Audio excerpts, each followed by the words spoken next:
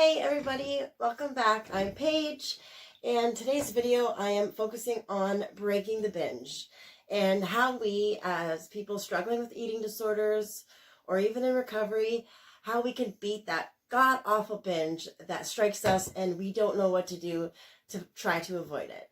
So reflecting back now on my years that I was struggling the most, I decided to take all the things that I did to avoid my binges and what worked for me to make a video for you guys, and hoping that I could help a few of you out there, or just maybe giving you some coping mechanisms that you can try or some tips to see if you could break your binge, because we all know that binging sucks because purging takes a lot out of our body and it's not good for our health or our mental health, and it just takes a lot out of us. So today I'm hoping to maybe help a few out. We all know about the binge cycle and how it works, how it starts from restricting to thoughts about how we're going to defeat the binge, and then binging, and then purging, and then feeling really low and down on ourselves, and then finally back up to repeat. So there's lots of tips and tricks out there, and a lot of them are textbook, and I 100% agree with them, because of course professionals are always right. But I thought I'd decide to look at it from an eating disorder recovery, or someone who's experienced these feelings of the binging and purging, to realistically look at what's going to work. So first of all, what works for me is, number one, don't let yourself get hungry. If you restrict, and let yourself get hungry, that's the main reason we're binging. Is because, yes, the emotions are in our head and that doesn't help, but we're letting ourselves get so hungry and we're depriving ourselves of all our nutrition and all the vitamins that we need in a day, that we're getting to the point where we can't handle it anymore, and we're so malnutritioned or so famished that we just end up eating and we can't even control it. I know with me, when I was in an active binge, I felt powerless. I had no control over what I was doing. You could have honestly tied my hands behind my back and I would have started just eating with my mouth, because I had no control over stopping. So don't let yourself get hungry. I can't vouch for how important this is. Yes, I know it's easier said than done, because food means so much more to us than the natural person. But eat little things throughout the day. Even if it's 6 small meals, or even if it's just an apple with peanut butter or a granola bar or some yogurt, just try to get yourself some protein throughout the day, because that will avoid us getting to the point where we're so hungry that we just eat the world. And nobody wants to binge, because that's what we're trying to avoid right now. So the second one I think to have is worked for me is having a safe friend. I had a safe friend that knew almost everything about my eating disorder and how I worked and what my triggers were and what worked for me. So every time that I felt a binge coming, I would call her on the phone and she would come over or talk to me on the phone. And if it took a minute, if it took an hour, she would just get me through it.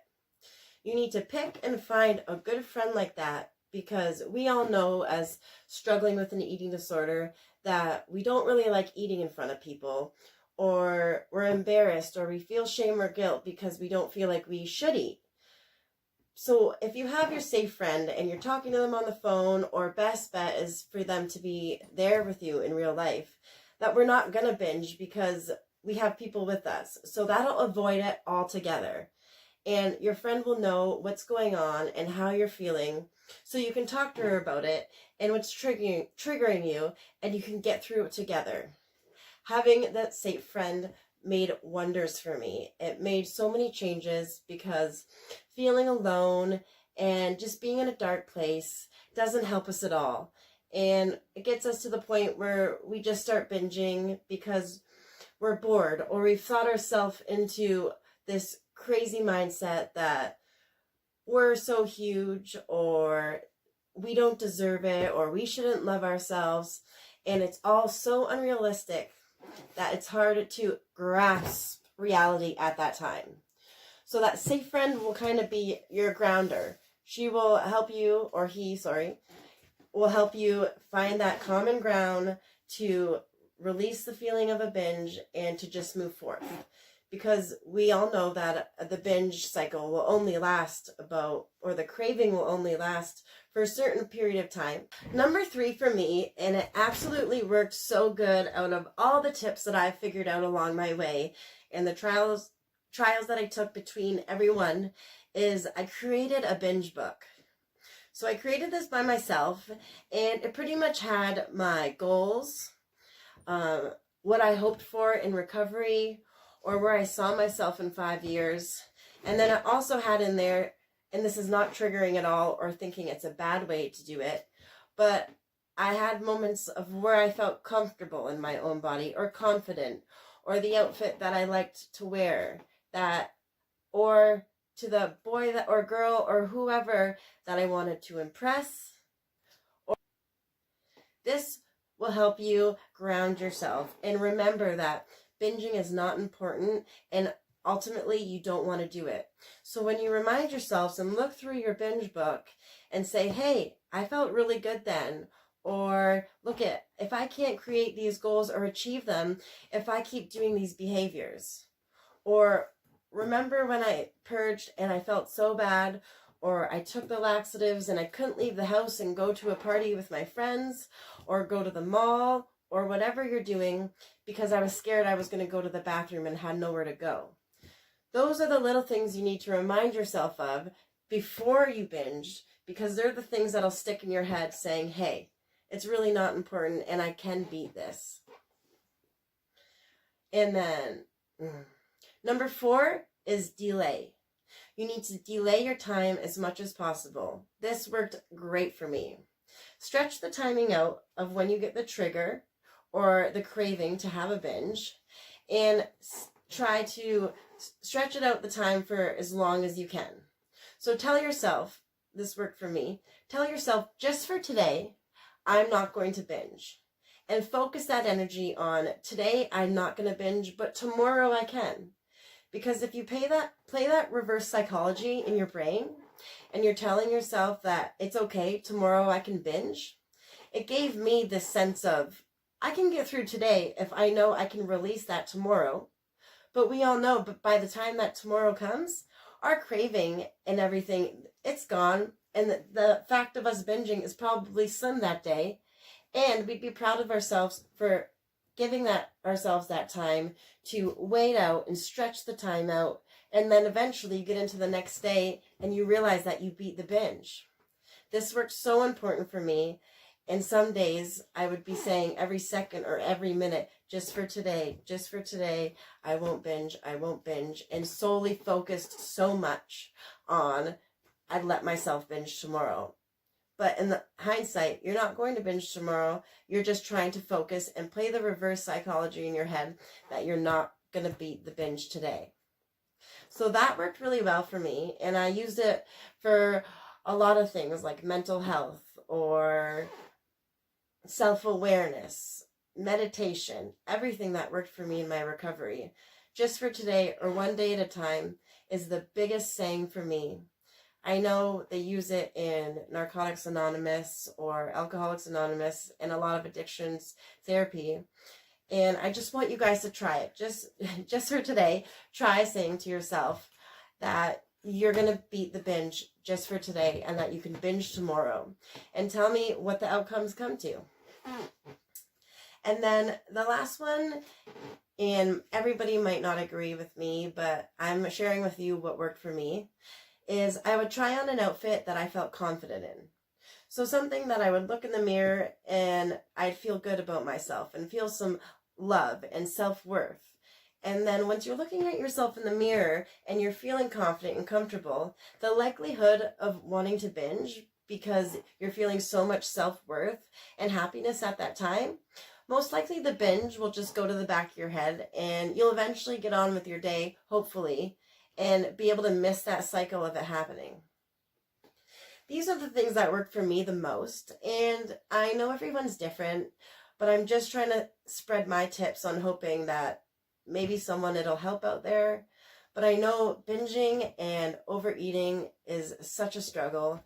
I struggled with it for a good 5 years. I was solely bulimic, but I would be binging and purging almost sometimes twice a day.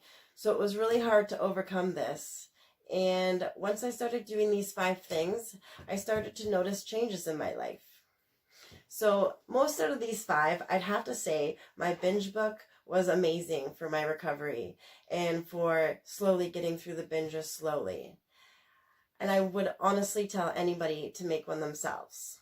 So if you stay tuned for my next video, if you like and subscribe, you'll be able to find my next video will be creating your own binge book, because having a little help and guidance along the way and to know exactly what to put in there.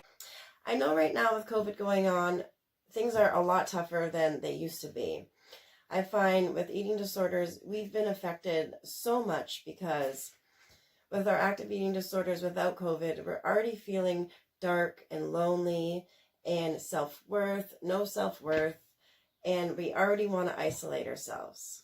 And now with COVID going on, and we're almost being forced to isolate within our group of people, and if you're not comfortable with any of your family or you haven't reached out to them yet, then this could be a very dark place for you. I can't imagine, or I don't even want to think about anyone struggling from binging and purging or any kind of eating disorder, because nobody deserves it. And I can't stress to you enough that if you are quarantining and you are at home and you don't technically have one of those safe friends, if you could possibly open up to a family member, a brother or sister, or someone close in your family, because you shouldn't be fighting this alone. Especially right now with everything heightened in our mental health, being alone is the worst thing to do.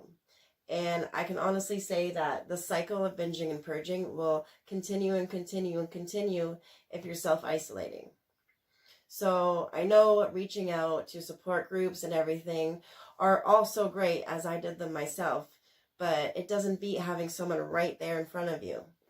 And we all deserve to have that friend that'll hold us together, or a family member that'll hold us together. So try to find that. Try to find that safe place or safe person that'll help you get through those binges. Because once you start realizing that you're beating the cycle and not binging so much, you'll feel so much better and so much more positive, because you're not depleting yourself of all the vitamins and dehydrating yourself. If you're struggling with binging and purging, just try these 5 tips out, because what can you lose? And I can guarantee you that a couple of them will work. And even if you get yourself through that binge for the day, that's a great success, because you should be proud of yourself for every achievement you make along the way. I know I'm still paying for some of the things that I did in my eating disorder. I used to take upwards to 20 to 25 laxatives a day and pretty much confine myself to my bedroom, because I couldn't leave the house because I would need a bathroom. And I got to the point where I had absolutely no control over my bowels, and I could only go to the bathroom if I had laxatives. And if we fast forward 7, 8 years later, even 10 years later, I still having horrible digestive issues, and laxatives completely messed up my digestive system. And I have kidney stones at the age of 27 from taking so many diuretics and so many laxatives and dehydrating my body and depleting my body of everything that we need. So on the term of laxatives, I cannot stress to you enough that you do not want to take them. They do not make you lose weight. They only dehydrate you and make you sick, and they have no aid in weight loss. You'll actually gain more weight in the long run, because once you do decide to eat something, it'll just make it way worse than it was in the beginning. So if I cannot stress to you enough, please stop taking the laxatives, because they don't work. And you don't want to be someone like me 10 years later and still having troubles going to the bathroom. So binging and purging is not a fun thing, and I don't wish it upon everyone. And we all have our own tips to make it work or fight it, and we all should just lean on each other and help each other out. So at the end, these are the 5 things that work for me the best. And if I can think of more, I'll post it below. And tomorrow I will post a new video on creating your own binge book. And I'll walk you through step by step on what you should put in it and what will give you success for beating the cycle of binging. So thanks you all for tuning in today. Sorry I was away for a couple of weeks. I'm literally just getting my voice back and just starting to feel better now. So I'll be bringing you some more videos and not my little silly PowerPoints, because I'm glad to be back at it. So like and subscribe and tune in, and I'll see you guys all again soon. Bye.